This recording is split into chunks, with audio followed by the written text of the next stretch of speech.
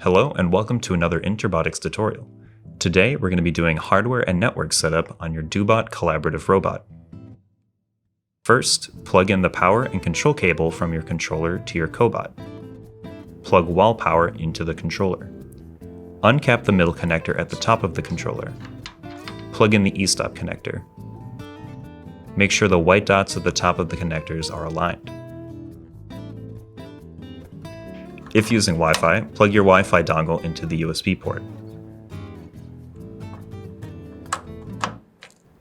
If using Ethernet, plug your Ethernet cable into the Ethernet port. Flick the switch at the bottom of the controller to the on position. Turn the controller on. Watch for the blinking lights on the button panel of the robot, indicating that the robot is powered on. Navigate to the Dobot Download Center. You must register an account with Dobot to download any control software. Download the latest version of the Dobot SC Studio under the Industrial Platform section.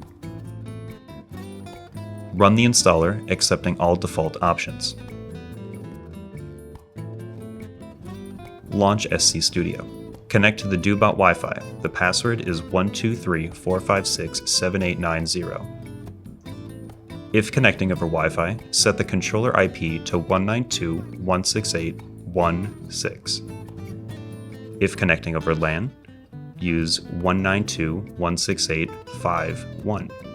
If you have difficulty connecting to your cobot, check the network setup guide for additional assistance.